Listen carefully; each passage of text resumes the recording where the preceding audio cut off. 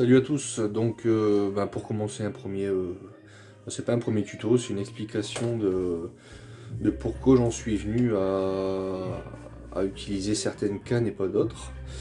Donc tout simplement, tout bêtement, au jour d'aujourd'hui, je les fais moi-même, je les monte moi-même.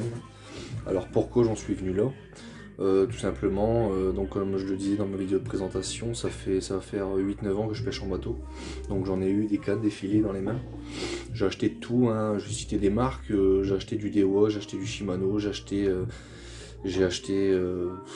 des marques même pas connues, j'ai acheté de la Tenryu, forcément, hein, on doit passer par là en tant que pêcheur confirmé, pour voir ce qui se passe dans leur rayon.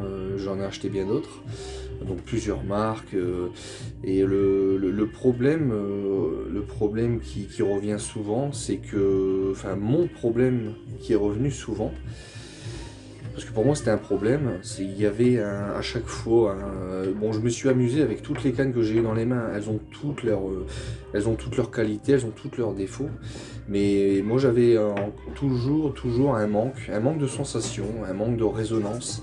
Parce que la canne, tout le monde le sait, hein, c'est le prolongement du bras à la pêche, et faut être en contact permanent, et faut sentir la moindre touche, surtout quand on pêche au leurre très léger. Donc il faut une canne qui réponde immédiatement à la moindre sollicitation dans la ligne, et donc il faut de la résonance, il faut de la résonance à tout point de vue, quoi. Donc pourquoi j'en suis venu à faire mes cannes moi-même? Alors au départ je me suis dit comme tout le monde, hein, ouais, monter ses cannes, donc faut commander le blanc, le machin, les anneaux en plus, les vernis, faut faire les vernis des ligatures. Rassurez-vous, il y a strictement rien de compliqué. Après, si vous avez deux mains gauches, bon, ça peut se compliquer, on est d'accord, mais quand bien même vous auriez deux mains gauches, il existe au jour d'aujourd'hui, par le biais de Rodahouse notamment, des monteurs professionnels qui peuvent vous monter une canne.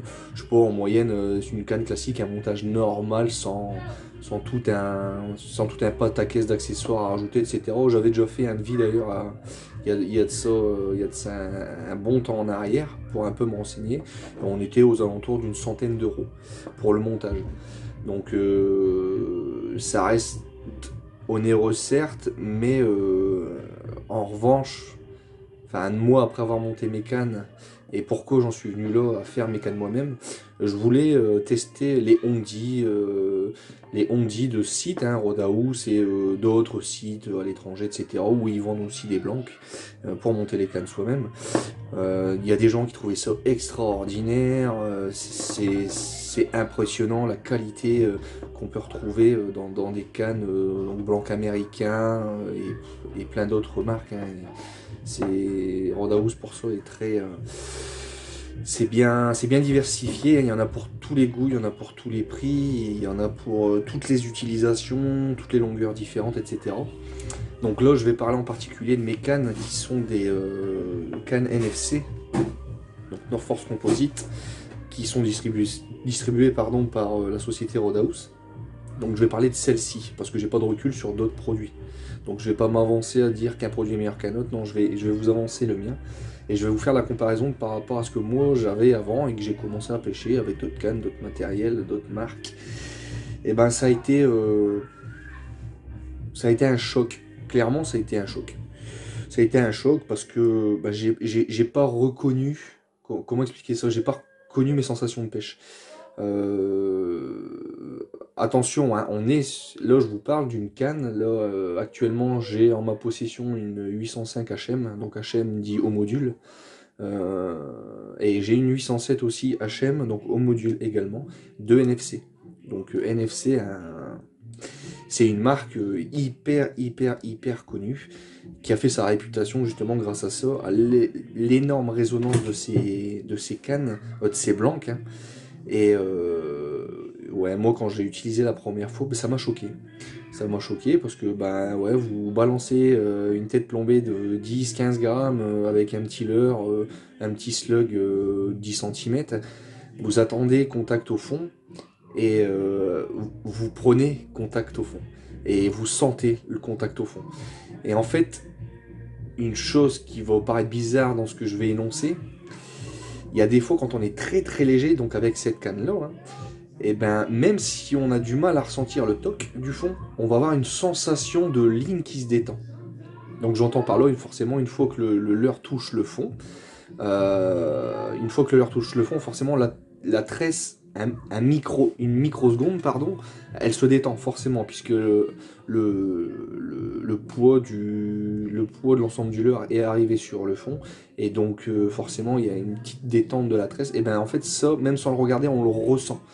Pas, sans forcément sortir le fameux toc du fond, sur le toc caractéristique, le bam, quand on sait qu'on pêche sur des zones de roche. Sur du sable, c'est un peu plus subtil, même si on arrive à le ressentir quand même avec ce genre de blanc. Mais ouais, ça m'a clairement changé, changé ma pêche, hein, changé mes sensations directement. Ah, chose qu'avec les autres cannes du commerce, ouais, non, c'était de la, pas de la pêche à l'aveugle, hein, j'exagère, mais à partir du moment où vous pêchez sur des zones que vous connaissez plus ou moins par cœur, et que vous savez que votre leurre, par rapport au courant de dérive que vous allez avoir, à la vitesse de dérive que vous allez avoir, au coefficient de marée, vous allez savoir à peu près, c'est pareil, c'est une habitude en fait à prendre. Puis ça devient un automatisme en fait pour le pêcheur qui a l'habitude. Vous allez savoir à combien de temps votre combo, donc tête plombée leurre, va descendre avec le diamètre de tresse que vous avez. Vous savez que ça va mettre 12, 13, 14 secondes à descendre dans le 10 mètres d'eau selon le grammage que vous êtes. Et donc forcément, moi c'est ce que je faisais avant. Je savais à peu près où j'en étais dans la couche d'eau, je savais que j'étais à peu près à 1 mètre, 1 mètre 50 du fond, ou collé au fond. Et parce que j'avais pas trop le choix que de faire autrement. J'avais post-contact, donc j'arrivais par habitude de pêche, on arrivait à se dire, on sait qu'on pêche à peu près si on est dans le fond ou si on est un petit peu au-dessus. Mais ce qui m'a interpellé, l'objet de la vidéo, ce qui m'a interpellé, c'est que avec ces cannes-là, ouais, on arrive vraiment à ressentir avec des grammages vachement légers, et ben le toc du fond, et ça m'a juste de toute façon je ne pêche plus qu'avec ça, et je continuerai peut-être à en monter une ou deux par la suite, hein. C'est pareil, je suis pas riche, hein. J'ai pas 400-450 euros déboursés tous les mois pour avoir une canne à pêche. J'aimerais bien en avoir 15, hein, mais c'est pas possible. Et donc ce qui fait peur aux gens, forcément, hein, comme un mot, hein, c'est le tarif. Le tarif, il faut pas en avoir peur, parce qu'au final, on se rend compte qu'à la fin, une fois le panier validé, par exemple sur Rodahouse ou sur un autre site, hein, mais je parle de Rodahouse parce que je n'ai travaillé qu'avec lui au jour d'aujourd'hui, et c'est celui qui est reconnu en France, du moins pour ce genre de matériel et de road building. Et donc, vous faites votre panier, tout ça, enfin la poignée, le porte-moulinier, etc. en liège ou en évo, les anneaux, et le choix du blanc. Puis forcément, si c'est une première canne qui est à faire, les vernis, les époxys de collage, et j'en passe, et ben on se rend compte qu'au final, une canne montée soi-même, si vous achetez un blanc de qualité, je parle, hein, un blanc qui vaut le détour, là, donc comme les NFC dont je parle, on va être aux alentours de 400-450 euros. Si on est raisonnable, si on n'a pas trop envie de faire joujou avec la canne, monter des porte-moulinets de malade, tout en alu ou je ne sais quoi, on va être aux alentours de 400-450 euros livrés chez vous. Là où je veux en venir, c'est qu'on va réussir à avoir une canne extraordinaire, et je pèse pas mes mots, hein, je suis, comment dire ça, non, je pèse pas mes mots, c'est du réel ce que je raconte. Et quand on fait la comparaison avec certaines cannes du prix du commerce, parce qu'il y a plusieurs gammes, hein, plusieurs marques, plusieurs prix, et ben on se rend compte qu'on peut se permettre de payer une canne moins chère et d'avoir une canne montée vous-même, donc à votre goût. Si vous avez envie d'avoir des ligatures noires, vous faites du noir. Si vous avez envie d'avoir du blanc, vous faites du blanc. Si vous voulez une canne rose, vous faites une canne rose. Et donc, vous allez avoir la canne, entre guillemets, de vos rêves. Canne qui, euh, canne qui vous ravira. Obligatoirement, ça vous ravira, parce qu'on ne peut pas apprécier on ne peut pas ne pas apprécier le confort de ces cannes-là. Donc, bien sûr, je parle des cannes NFC, hein, il y en a d'autres, hein, mais moi, je l'ai dit au départ, je fais des vidéos concrètes, donc je parle de concret, et donc de ce que moi j'ai déjà utilisé par rapport aux autres que j'ai déjà utilisés avant. Donc il faut honnêtement pas avoir peur du prix, parce qu'il est des fois moins onéreux, je me répète, hein, mais il est des fois moins onéreux que certaines cannes du commerce qui sont peut-être 100, 200 euros, 300 euros plus chères. Qui au final vous n'avez pas le choix sur la couleur, hein. Voilà, telle marque c'est telle marque et vous avez la couleur, vous avez votre canne à pêche, quoi. Vous la choisissez dans le magasin, hein. On peut pas se permettre de dire au détaillant, bah écoute, je t'achète celle-là mais renvoie-la au fournisseur puis tu me la peins en jaune, non c'est pas possible, quoi. Et puis en parlant de peinture, hein, forcément, celui qui recherche comme moi une canne avec des résonances hallucinantes, et ben la peinture ça proscrire, hein, sur une canne à pêche. Vous allez tout flinguer. Vous allez tout flinguer. Pourquoi je m'explique? Ben vous isolez le carbone d'une couche de peinture, de vernis global, quoi. Ben vous perdez toute sensibilité. Parce que ce qui fait la conductivité de la résonance, cette résonance de l'action poisson, la touche ou le fond qui traverse la ligne, la 13, feu de fluorocarbone et qui arrive dans la canne, les anoles blancs, en fait, elle est là la subtilité. C'est qu'il y a que, je reprends l'exemple de Rodaus. Rodaus vend des blancs qui sont aux trois quarts, je sais plus comment on les appelle ça, le terme technique, mais si je dis pas de bêtises, c'est légèrement fignolé, poncé au micron. C'est comme ça que c'est un peu expliqué, hein, sur le site internet. Il y a pas de peinture sur les blancs. Il n'y a aucune peinture. Ce qui, en plus, explique la grosse différence de qualité, la grosse différence de résonance qu'une canne autre pourrait avoir avec celle-là. Alors, j'ai envie de vous dire, j'ai jamais essayé de poncer une canne du commerce qui était peinte ou vernie complètement, et puis de voir, non. Mais c'est logique. C'est logique, en général, quand une canne est peinte, vous rajoutez un revêtement, donc forcément, vous perdez de la résonance inéluctablement. Donc, je vous invite à aller faire un petit tour pour ceux qui hésitent encore. Il y a plein de tutos, plein de tutos montage que Rodaus a fait pour initier des particuliers comme nous pour pouvoir se lancer dans la fabrication de ces cannes. Il y a plein de youtubeurs qui les ont faites, c'est pour ça que j'en ferai pas. Parce que je trouve ça complètement inutile, ça va ça va refaire moi une vidéo pour rien, puisqu'il y a, je sais pas, il doit en avoir 10, 15, 20 qui existent sur YouTube avec des très bons youtubeurs, des gens qui expliquent ça très bien. Je pourrais le faire, mais j'en vois pas l'intérêt.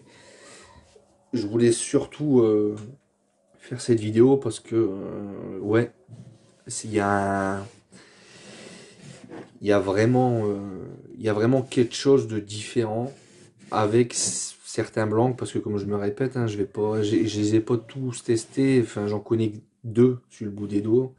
Donc la NFC 805 HM et la NFC 807, un peu plus puissante elle, qui sont des cannes, ouais, des cannes extraordinaires, donc faut pas avoir peur. Alors, ce qui pourrait vous rebuter aussi, c'est le matériel.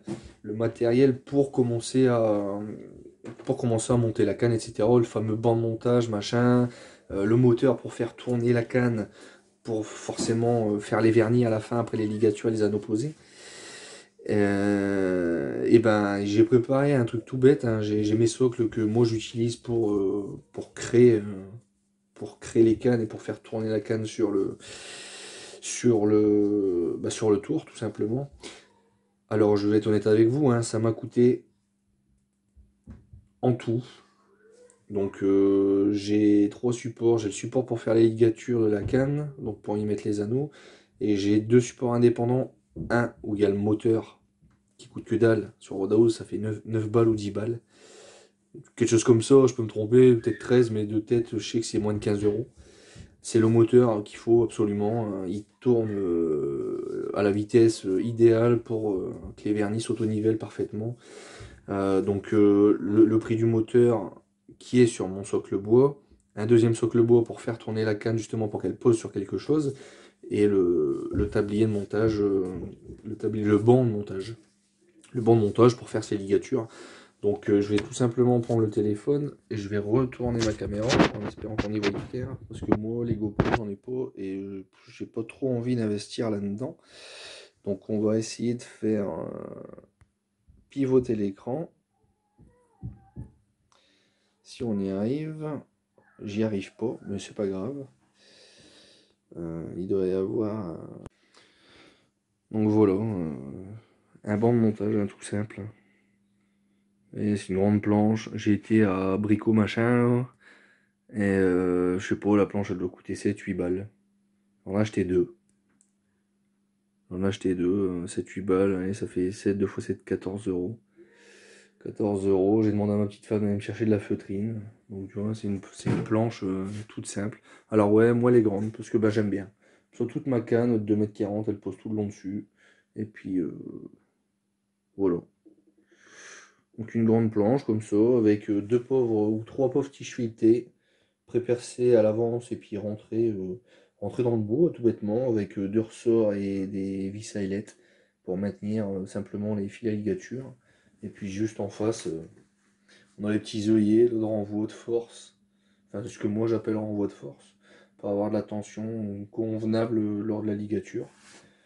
Voilà tout simplement. Là, ici une feutrine hein, pour pas abîmer le blanc quand on travaille dessus. Une feutrine que ma femme a été chercher. Ça coûte que dalle quoi. Et donc là, j'ai fait avec ces deux planches que j'ai achetées. Donc une planche, elle m'a servi de faire mon banc complet. Et avec ce qui me restait, ben, j'ai fait le support moteur. Donc le moteur acheté directement là-bas hein, chez Rodaus. Je me suis pas trop pris la tête. Et vu le prix que ça coûte, ça sert à rien de s'en priver. Et donc devant, c'est pareil. Pour faire des économies, ben, je ne me suis pas fait chier. Sortie du moteur, j'ai mis deux gros câbles d'électricien.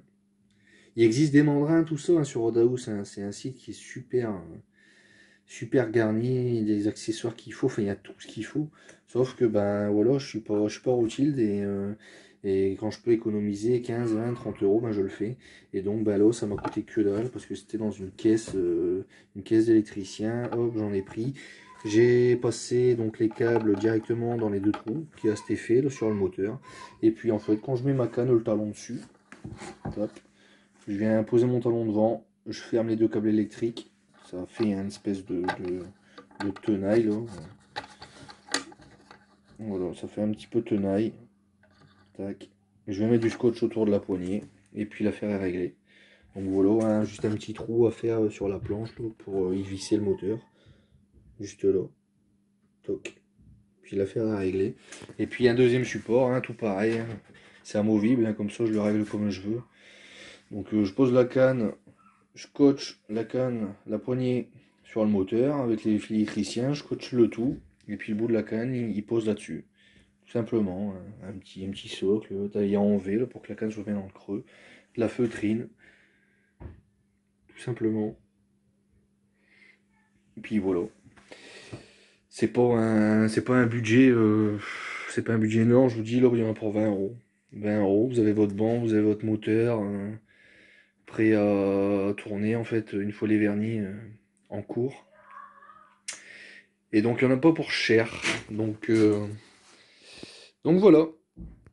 Donc on revient sur ma tronche. Donc ouais, le budget de départ, honnêtement, rapport au prix de la canne par exemple, dans le panier global, ce qui va vous faire une plus-value pour la toute première canne, c'est si vous voulez des rimeurs pour rimer, c'est le plus gros budget d'achat accessoire de départ. Faut pas se prendre la tête, si jamais vous voulez investir et faire votre canne, faut prendre le kit complet. Il y en a 4, si je dis pas de bêtises. Il y en a un petit, un peu plus grand, un moyen et un gros. Faut prendre les 4. Vous allez avoir besoin des 4 dans tous les cas. Enfin, pas forcément tout de suite, mais moi j'ai les cannes NFC sont des blancs hyper coniques. Donc bah, faut rimer les pièces hein, pour que ce soit nickel.